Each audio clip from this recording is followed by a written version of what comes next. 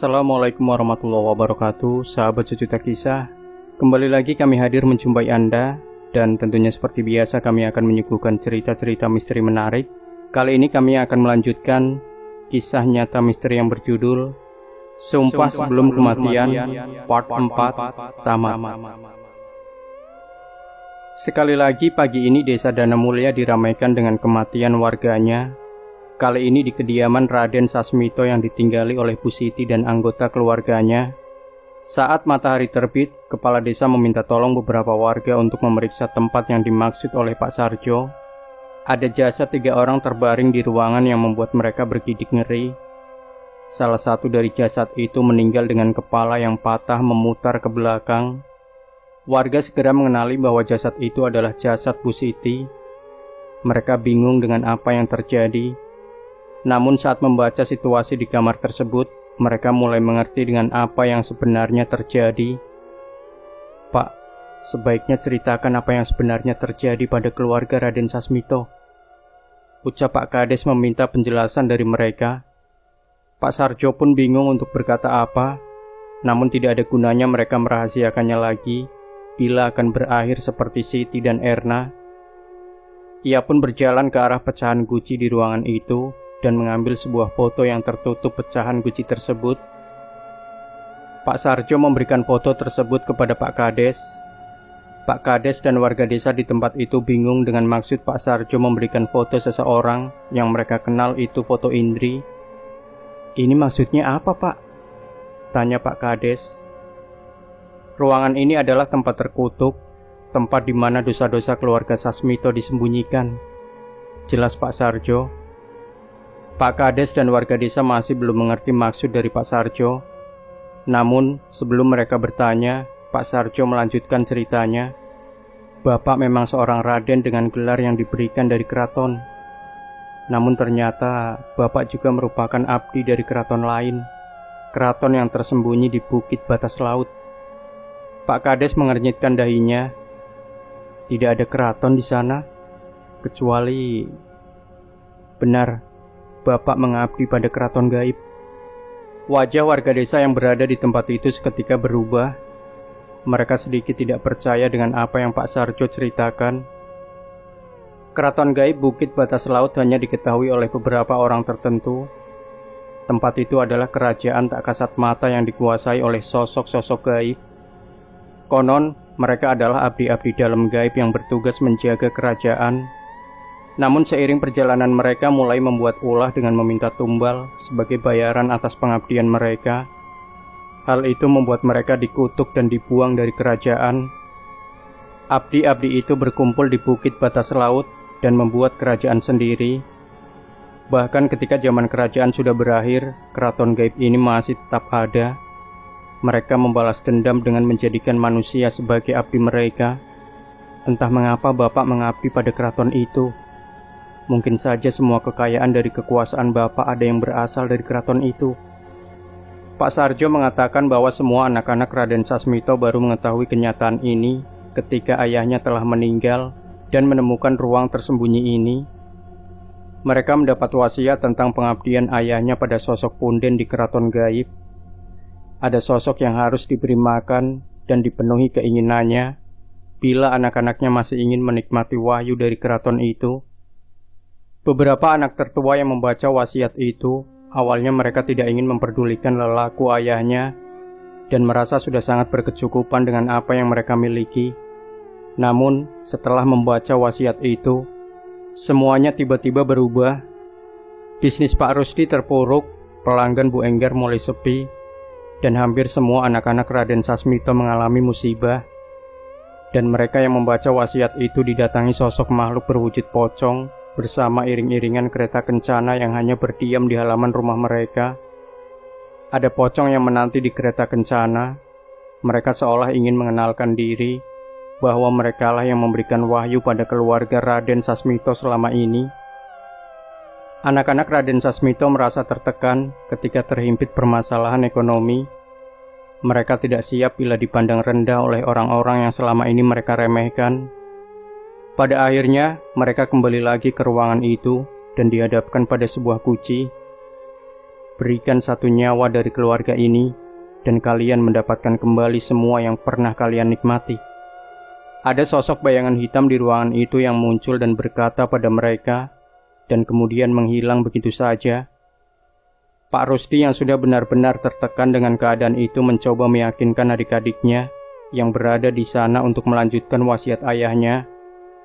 Jelas mereka tidak bersedia bila ada anggota keluarganya yang harus menjadi tumbal atas hasrat mereka. Tapi Pak Rusdi tidak menyerah. Ia menceritakan bagaimana Indri, istri Lek Samin, seharusnya tidak menjadi bagian dari keluarga mereka. Ia bukan keturunan darah biru seperti mereka dan menjadi beban bagi Lek Samin. Keluarganya orang tidak berpunya dan selalu menghabiskan harta Lek Samin. Bahkan seluruh warisan dari Raden Sasmito untuk Lek Samin pun habis karena Indri dan orang tuanya yang sempat sakit-sakitan.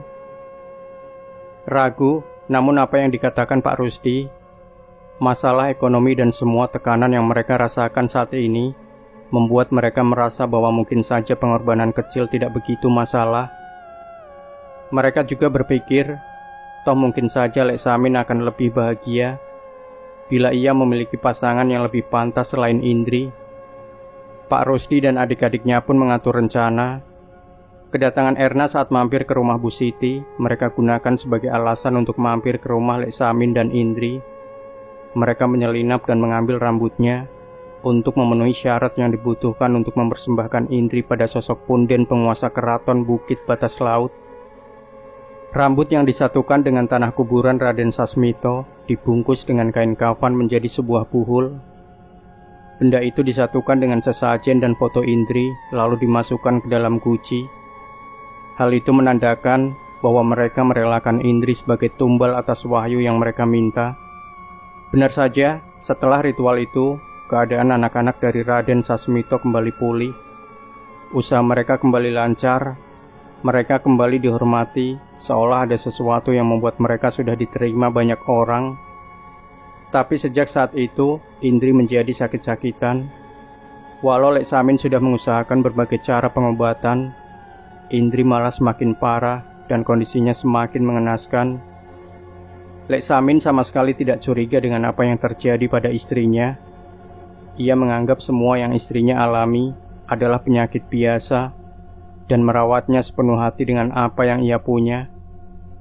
Kami tidak menyangka Samin akan mengetahui semua apa yang kami lakukan. Kami benar-benar sudah bersalah pada Samin. Mendengar semua cerita itu, Pak Kades dan warga desa hanya bisa menahan nafas, mengetahui seberapa teganya mereka pada adik iparnya sendiri. Berarti benar, selama ini yang meneror desa adalah pocong Lek Samin? Tanya Pak Kades. Pak Sarjo mengangguk. Pak Kades menggeleng mendengar semua cerita Pak Sarjo. Mereka tidak menyangka bahwa Raden Sasmito melakukan itu semua. Mereka tidak menyangka bahwa Raden Sasmito melakukan itu semua semasa hidupnya. Ia pun mengajak Pak Sarjo dan kerabatnya untuk menemui salah seorang sesepuh desa yang juga merupakan seorang ustadz kenalan Pak Kades, Ustadz Hashim namanya. Mungkin di desa Danumulyo hanya beliau yang bisa menolong keluarga Raden Sasmito. Pak Sarjo setuju, tapi saat ia mengatakan pada kakak dan adik-adiknya, perseteruan terjadi di antara mereka. Bodoh, ngapain sampai bicara sama kepala desa? Kamu mempermalukan nama keluarga Raden Sasmito, bentak Pak Rusdi. Terserah kalian mau mencaci saya apa, tapi saya tidak mau mati sia-sia, balas Pak Sarjo. Ya nggak gitu mas. Sekarang mereka tahu kalau keluarga kita berurusan sama keraton gaib itu. Udah pasti mereka bakal memandang buruk keluarga kita. Kalau cuma orang pintar, kita bisa cari yang lain, bantah Bu Kusuma. Pak Sarjo menggebrak meja. Ia benar-benar kesal dengan respon dari adik-adik dan kakaknya itu. Siti sudah mati, dan kalian masih seperti ini. Ketegangan terjadi di antara mereka semua dan Pak Sarjo memilih untuk mengalah. Ia pun pergi meninggalkan saudara-saudaranya itu dan memilih untuk menemui Ustadz Hashim seorang diri. Ditemani oleh Pak Kades, menjelang petang Pak Sarjo menemui Ustadz Hashim yang tinggal tak jauh dari pesantren tempatnya mengajar. Mereka berdua melintasi desa dengan berjalan kaki saat langit masih terlihat memerah. Ada sebuah rumah kayu yang cukup besar, terlihat sederhana namun begitu asri. Pak Sarjo dan Pak Kades pun mengetuk pintu rumah tersebut. Tok tok tok, Assalamualaikum. Pak Kades mengetuk beberapa kali pintu rumah itu, namun sama sekali tidak ada pertanda jawaban dari dalam rumah tersebut. Kula nuwun, Ustadz Hasim, panggil Pak Kades lagi. Namun sama saja tidak ada jawaban dari dalam. Mereka pun cukup kecewa ketika tidak bisa menemui Ustadz Hasim saat itu. Tapi saat mereka hendak berbalik, tiba-tiba terlihat seseorang berjalan dengan terburu-buru menghampiri mereka. Maaf, sudah lama ya? Ayo masuk. Itu Ustadz Hasim. Walau sudah cukup berumur, ia masih cukup lincah, dan seringnya ia tersenyum, membuatnya ia terlihat seperti masih muda. Iya Ustadz, maaf mau merepotkan. Sudah, ayo masuk dulu. Ustadz Hasim melihat keluar sebentar dan menutup pintu rumahnya. Ada urusan apa kalian dengan pocong itu? Tanya Ustadz Hasim. Pak Kades dan Pak Sarjo saling bertatapan. Jelas saja mereka bingung dengan pertanyaan Ustadz Hasim, sementara mereka juga belum menceritakan apa tujuan mereka datang kepadanya. Ustadz, gimana Ustadz bisa tahu? Tanya Pak Kades. Dia masih ada di depan, jawab Pak Ustadz. Sepertinya bukan masalah sepele ya. Pak Sarjo menelan ludah mendengar ucapan Ustadz Hasim. Ia merinding membayangkan ada sosok pocong Lek Samin yang menantinya di luar rumah. Maaf Pak Ustadz, saya dan saudara-saudara saya sudah bersalah. Kami mengorbankan istri Lek Samin untuk menjadi tumbal punden keraton gaib yang diikuti oleh Bapak. Pak Sarjo segera mengambil tangan Ustadz Hasim setengah memohon. Wajah Ustadz Hasim berubah mendengar perkataan itu. Ia terlihat geram dengan ucapan Pak Sarjo. Kamu tahu seberapa besar dosa bersekutu dengan setan? Teriak Ustadz Hasim. Kami salah Pak Ustadz, ucap Pak Sarjo. Kami? Siapa kami? Yang merasa bersalah hanya kamu sendiri. Tapi saya hanya manusia yang bisa menolong diri kalian hanya pengampunan dari Allah. Itu hanya bisa terjadi bila kalian memang tahu kalian bersalah dan memohon pengampunan pada Allah. Pak Sarjo terdiam, seketika ia teringat pada saudara-saudaranya yang menentangnya dan memilih untuk mencari dukun lain untuk melawan pocong adiknya sendiri. Semoga sekarang belum terlambat. Ustadz Hasim bergegas mengajak mereka menemui anak-anak Raden Sasmito yang lain. Belum sempat mereka keluar, tiba-tiba pintu rumah Ustadz Hasim terbuka terbanting begitu saja. Langit malam terlihat begitu gelap, sementara tiba-tiba semua lampu penerangan di rumah Ustadz Hasim mati. Mereka pun bergegas keluar, namun belum sempat Pak Sarjo keluar, tiba-tiba pintu rumah tertutup lagi. Dok. Ustadz. Pak Sarjo kebingungan dengan apa yang terjadi. Ia mencoba membuka pintu rumah itu, namun entah mengapa pintu itu tidak mau terbuka. Saat itu firasat Pak Sarjo seketika menjadi tidak enak. Hawa dingin menyelimuti tubuhnya. Ia merasa ada sesuatu yang menatapnya dari dalam rumah Ustadz Hasim. Pak Sarjo pun menoleh. Seketika wajahnya pucat, menyadari apa yang ada di belakangnya. Tolong, teriak Pak Sarjo. Sesosok pocong menatapnya dari belakang. Pak Sarjo tidak mampu menahan rasa takutnya dan terus menggedor-gedor pintu berusaha untuk keluar. Pak Kades mencoba membuka pintu rumah itu, namun tetap gagal. Sementara Ustadz Hasim terlihat terpaku ke salah satu arah. Ustadz tidak usah ikut campur. Aku hanya ingin menghukum mereka atas perbuatan mereka. Ada sosok yang mengancam Ustadz Hasim. Sosok yang tidak asing di mata Ustadz Hasim dan warga desa. Sosok seorang pria yang dulu dikenal baik semasa hidupnya, Lek Samin. Dusta, apa yang kau balaskan? kau bukan Samin, ucap Ustadz itu. Bicara apa? Aku Samin. Aku Samin yang menuntut balas atas kematian istriku, teriaknya. Ustadz Hasyim tidak peduli. Ia membacakan doa-doa yang cukup panjang hingga wujud Lek Samin itu terlihat terganggu. Tunjukkan wujud asli kalian, perintah Ustadz Hasyim. Wujud Lek Samin terlihat gelisah. Doa-doa Ustadz Hasyim pun perlahan membakar tubuh Lek Samin. Panas, panas. Teriakan Lek Samin saat itu tiba-tiba memanggil sosok yang tiba-tiba muncul di sekitar rumah itu. Pocong. Puluhan pocong mengelilingi rumah Ustadz Hasyim. Ada kereta kencana yang membawa sosok pocong dengan wajah yang begitu mengerikan. Ustadz Hasyim tidak gentar. Ia terus membaca doa dan meminta Pak Kades mengikuti setiap ayat-ayat yang ia bacakan. Ini urusan kami. Kalian tidak bisa ikut campur. Mereka sudah bersekutu dengan kami, ucap sosok pocong itu. Pria itu sudah kembali ke jalannya. Dia dalam lindungan Allah, teriak Ustadz Hasyim. Satu persatu pocong-pocong yang mengepung rumah itu mulai terbakar. Wujud Lek Samin juga mulai tidak berbentuk. Jadi dia bukan Lek Samin. Pocong itu bukan Lek Samin, tanya Pak Kades. Ustadz Hasyim menggeleng.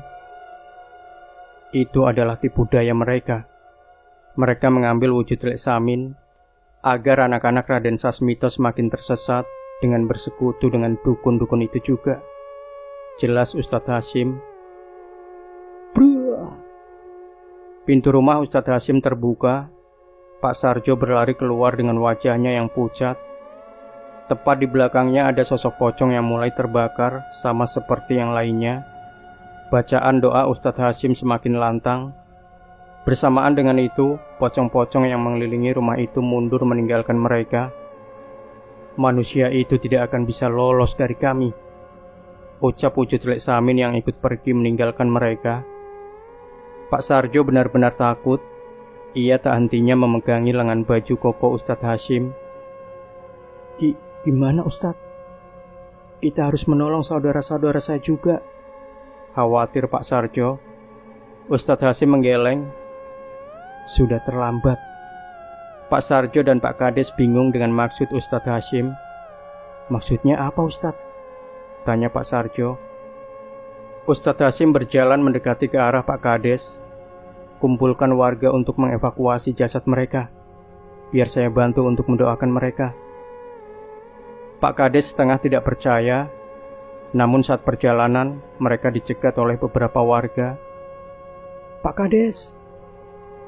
Warga datang dengan wajah panik. Mereka menceritakan bahwa ada laporan tentang kematian Pak Rusdi, Bu Kusuma, dan Bu Enggar. Mendengar itu Pak Sarjo pun panik. Ia segera berlari dan menemui kerabat-kerabatnya itu. Dan benar, ia mendapati jasad kakaknya dan adiknya tengah dievakuasi. Jantung Pak Sarjo berdebar kencang. Dari jauh ia melihat ada sosok yang berdiri di ujung jalan yang membuat seluruh warga yang berada di tempat itu pucat. Pocong! Itu pocong! Teriak salah satu warga. Pak Sarjo menelan ludah. Ia sudah bisa menebak bahwa pocong itu mengincar dirinya. Tapi saat itu, tiba-tiba warga desa mengelilingi Pak Sarjo, seolah sengaja melindungi dirinya dari sosok pocong itu. Sudah cukup banyak yang mati. Apa masih kurang? Teriak salah seorang warga yang kesal. Kami tidak akan takut lagi. Makhluk seperti kalian tidak bisa semena-mena lagi di kampung kami, balas warga lainnya. Warga-warga di sekitar Pak Sarjo bergumam membacakan sesuatu. Dengan jelas Pak Sarjo segera menyadari bahwa mereka membacakan ayat kursi untuk mengusir pocong itu.